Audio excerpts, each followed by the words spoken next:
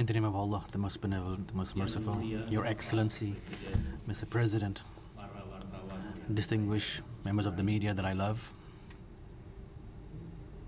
Indonesia has the honor of receiving the state visit of His Excellency President of the Philippines, His Excellency Mr. Benigno Simeon Aquino III. This is the first state visit of His Excellency, and it is to Indonesia. In this meeting,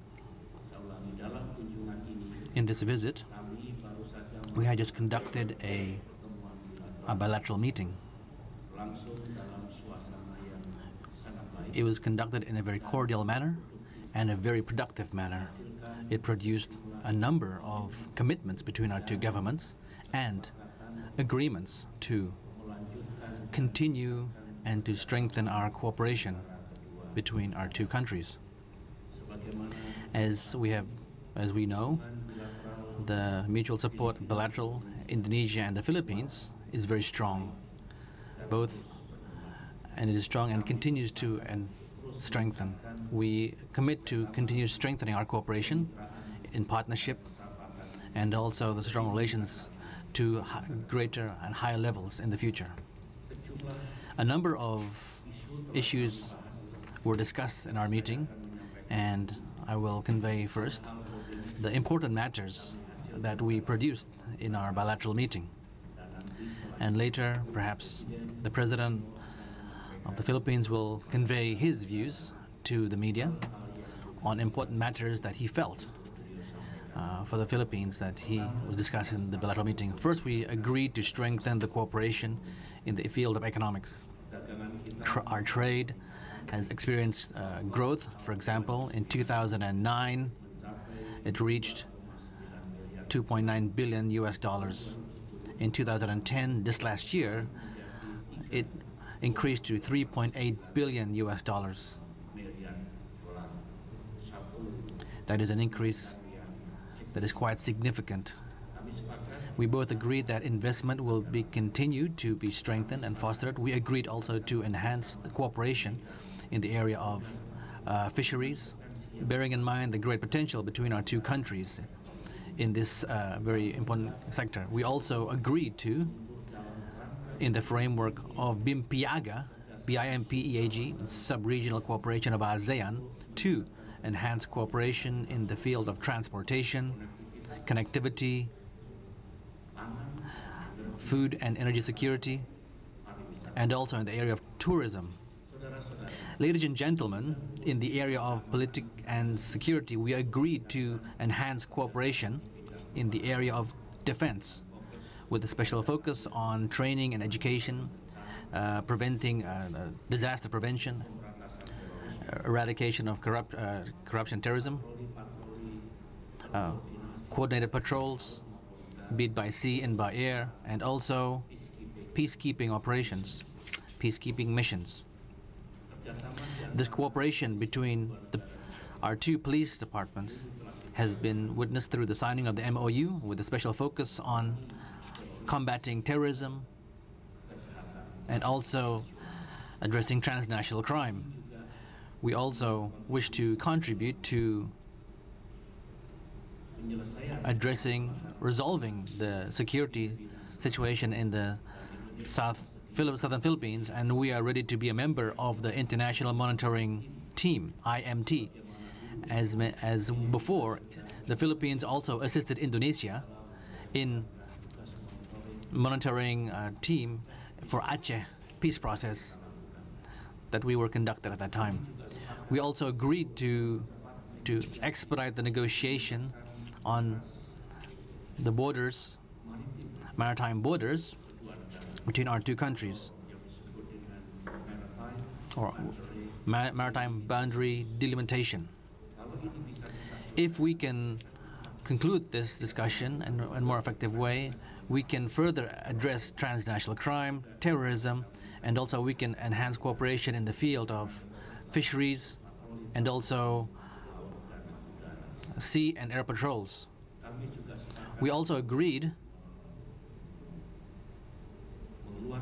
to produce a mandatory consular notification for the protection of both our migrants, if there should be any concerns. And also in the international forum, we also agreed to conduct cooperation in various international organizations. For example, we mutually support one another. Indonesia supports the Philippines to be a member of the IMO, International Maritime Organization, and the Philippines support Indonesia in the candidature for the Food Agriculture Organization, as we support the Philippines to become a member of the observer of the OIC, the Organization of Islamic Conferences.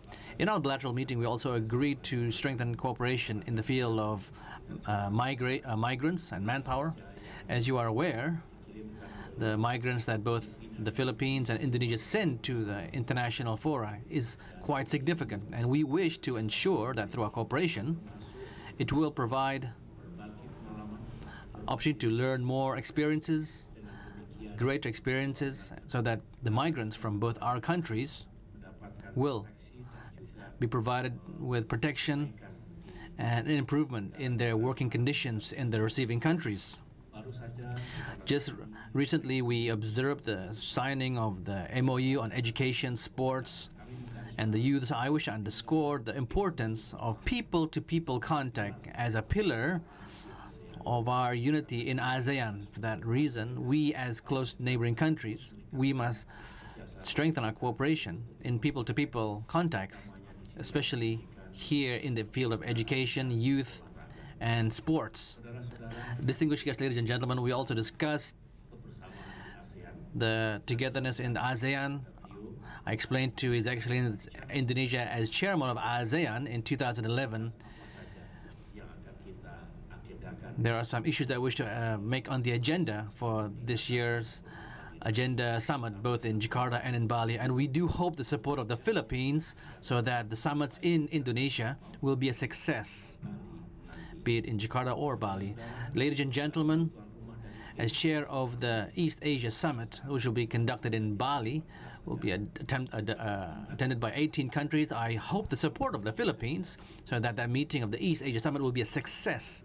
And I convey to His Excellency that when we discuss the issues in the East Asia Summit, we can discuss geopolitical affairs, including the issue of security in our region, including the South China Sea question, which is, in our view, we hope that the region will be a safe and stable so that it will ensure the delivery of welfare and prosperity to our region. Ladies and gentlemen, specifically in the area of the Middle East, we can voice our concern on the situation there, and we are committed to provide contribution, and there is an opportunity for us so that there'll be a good settlement in that region, so that the violence that takes place in the Middle East can be ended, which is a tragedy for humanity. For that reason, we agreed to cooperate where there are Indonesians or Filipinos that are having problems in the evacuation in the Middle East. We commit to cooperate so that as members of the ASEAN, we can ensure to provide welfare for the people and who are present in the region. Those are the things that we discussed with His Excellency President Aquino. And now I invite the President to convey his views on the matter. Thank you very much, Your Excellency.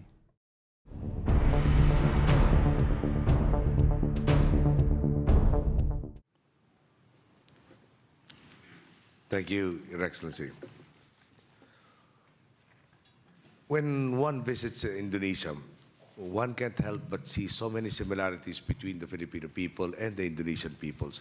And when you say similarities, it even devolves even to language.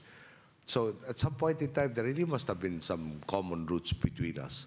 And that is good because from the same beginnings, we face the same problems, and hopefully we have the same opportunities for the future. Through the inspired leadership of President Susilo Bambang Yudhoyono, we really had very productive meetings today, and we just concentrate on a few aspects. the delineation of the maritime boundaries really will enhance our cooperation in so many fields, from protecting the marine environment to having better efficiencies with regards to the security concerns of the region between the Philippines and Indonesia in particular. We have the doubling, if perhaps even more, of the efforts that we are doing to combat terrorism, which affects both of our countries and our peoples really gravely.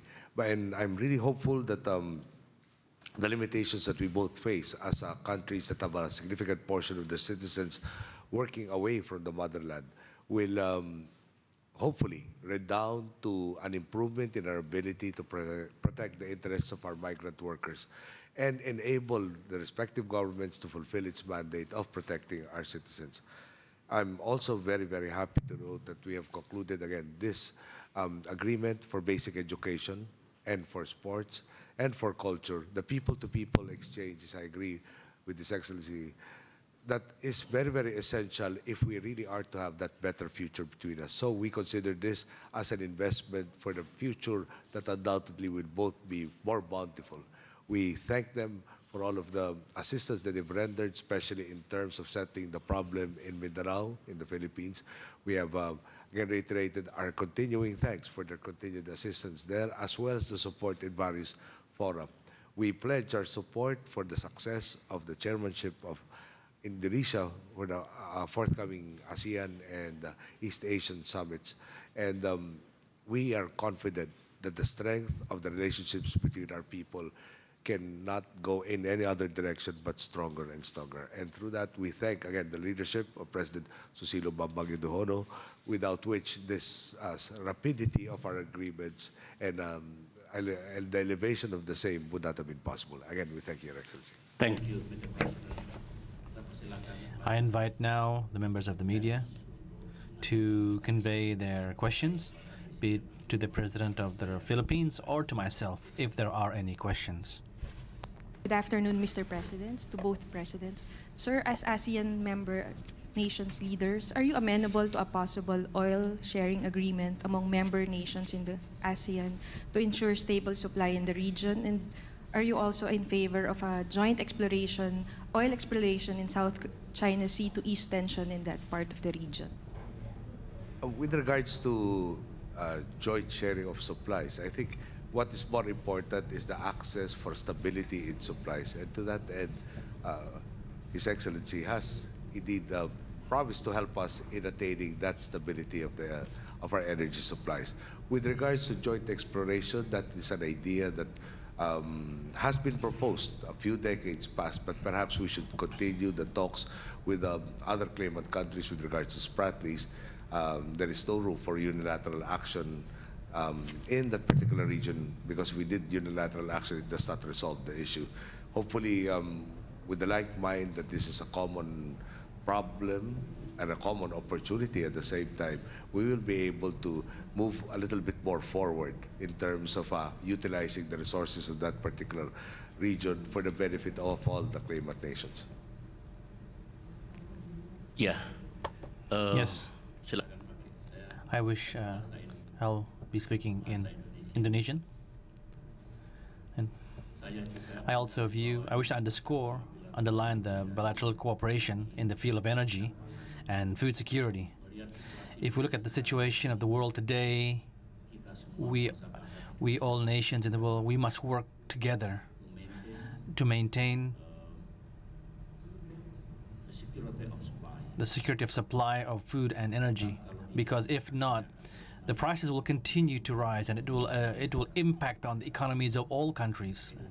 Indonesia will, as an oil-producing country, but we too need to receive food for our economy. For that reason, in my view, all producing countries must continue to produce so that there is no shortage of demand at the global level. And it is my second hope that in the situation of the Middle East and North Africa, it must be soon resolved so that it will not interfere with the security of supply of oil. And we hope that speculation should not become a basis. If speculation continues, it will burden affect the relations between supply and demand. It will damage the world economy. And now we are still in the phase of recovery from the 2008 economic crisis. In this regard, through ASEAN and in BIMPIAG, we will continue to work together to ensure security supply of energy, specifically in the field of energy in South China Sea. In my view, Indonesia's view is that if there are an attainment of a solution that we can both agree on the issues of the territories being disputed, therefore I'm sure that it is open for opportunities for greater cooperation. And no doubt, we all hope that the South China Sea does not become a place of open conflict. In fact, it becomes a zone of potential economic cooperation. That is my hope, and my hope it will be attained. And the issue of South China Sea will bring benefit to Indonesia also, and to all of us.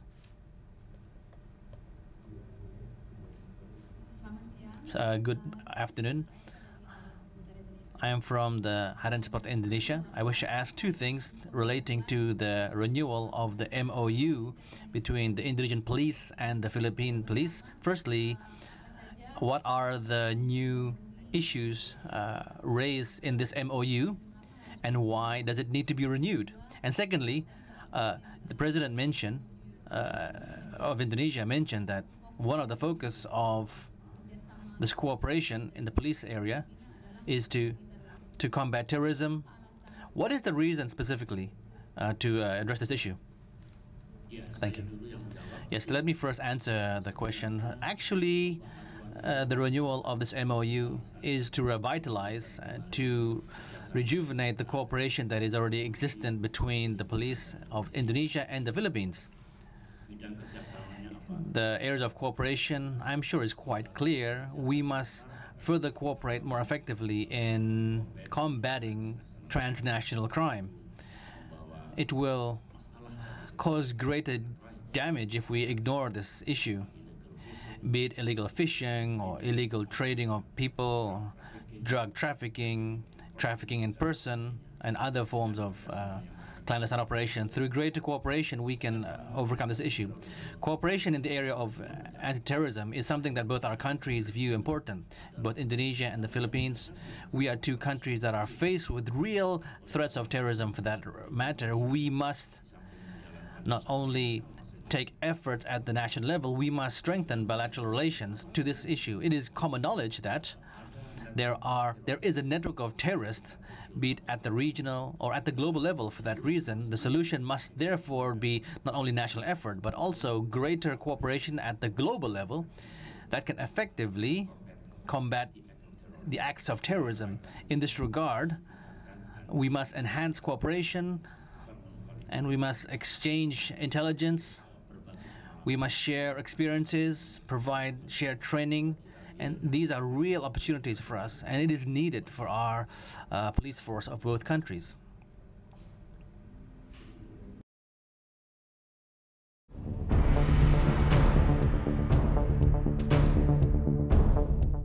Good afternoon, Mr. President. I'm Marie Ruiz of the Philippine Broadcasting Service, Radyo ng Bayan, Philippines. May we know if there are really concrete steps, because the problem, a concern of the Philippines and Indonesia is the migration of terrorists from one country to another. So are there really concrete steps now to stop this or to solve this problem for both presidents? What are the concrete steps? There is already an exchange of intelligence ongoing.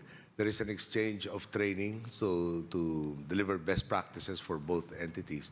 But perhaps the emphasis should be, as President Yudhoyono has already stated, they have a network. They have cooperation that moves, that is not bounded by boundaries.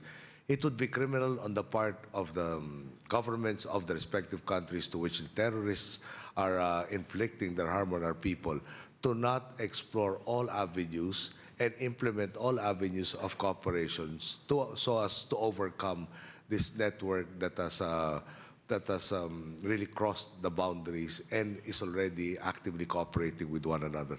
If we are to treat them as isolated incidents, we are in effect strengthening their capacities to go in and out and inflict harm on our different people. So the trainings that have been done, the sharing of the intelligence, and eventually once we delineate the boundaries of our maritime boundaries, will enhance the coverage and the prevention of the migration of these terror networks from inflicting harm on our respective peoples. Thank you.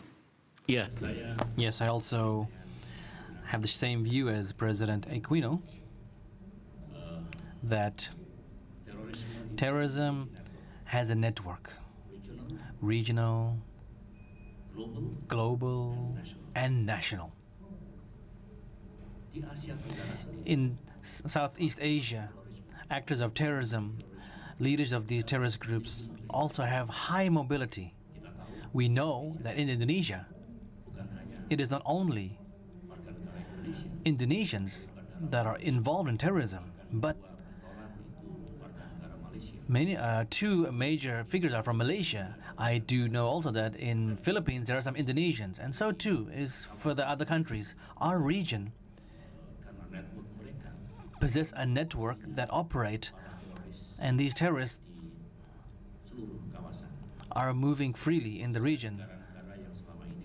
In countries that are experiencing terrorism. The solution, therefore, is, as mentioned by the President of the Philippines, firstly, we really have to have an effective cooperation at the regional level, at effective bilateral relations, information gathering, intelligence exchange. These are issues that we must conduct well.